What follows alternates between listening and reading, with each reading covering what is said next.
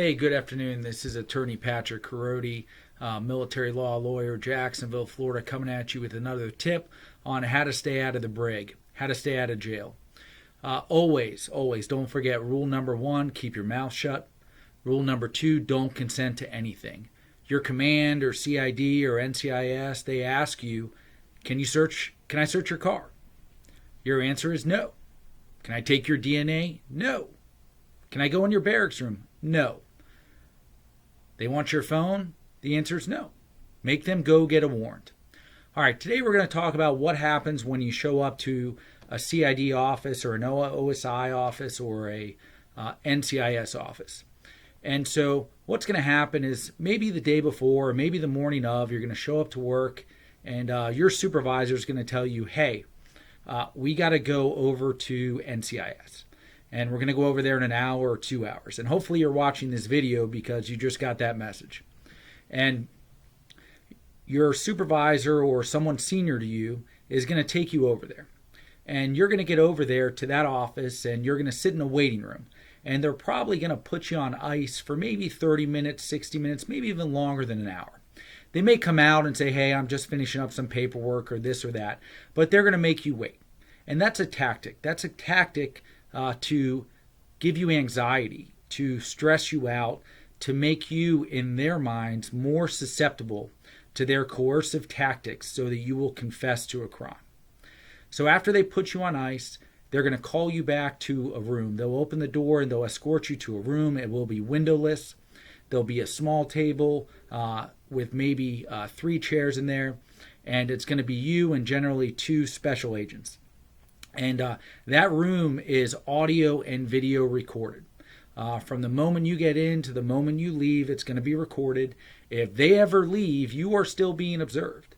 I've seen people do things that you wouldn't believe, such as trying to wipe their penises, probably free from DNA or whatever they think is going to be found. I've seen people try and get rid of drugs. So just remember that you are under constant surveillance once you get in that room. And if I didn't mention this, don't bring your phone with you when you go to this building. Leave it in your car or leave it somewhere else, not in that building. So when you go in there, the first thing they're going to do is they're going to ask you for your ID. And you should politely hand them your ID. And at the same time you do that, you should ask them, while you're in that room being recorded, am I free to leave? The answer you're going to get is going to be a no, or they're just not going to respond to you. The next thing that's going to happen is they're going to have a clipboard of sorts or a piece of paper, and they're going to start asking you biographical information, your address, where you live, your security clearance, your unit, what your projected rotation date is, how long have you been in the military, are you married, things like that. That is generally biographical information, and under most circumstances, they're allowed to ask you those questions. After that, they're going to read you your rights. And they're going to read you your Article 31B rights, which are a little different than Miranda. And the biggest difference between rights that civilian police give is that they're actually going to tell you what you're suspected of.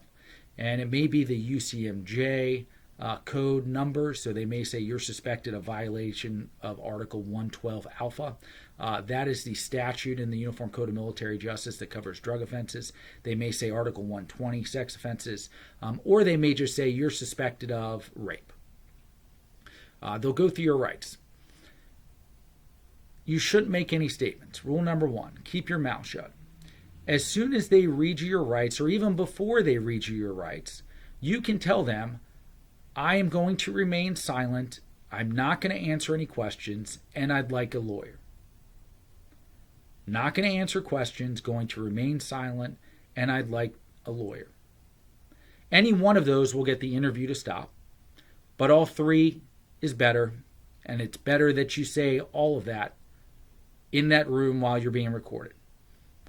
Don't say, I think I want a lawyer. Don't ask if the agent thinks, it's a good decision to have a lawyer. You just tell them, I want a lawyer. I'm not going to answer any questions. I'm going to remain silent. We have a saying in the criminal defense world that no one who talks walks. So my advice to you is don't talk at all. Those investigators aren't there to help you.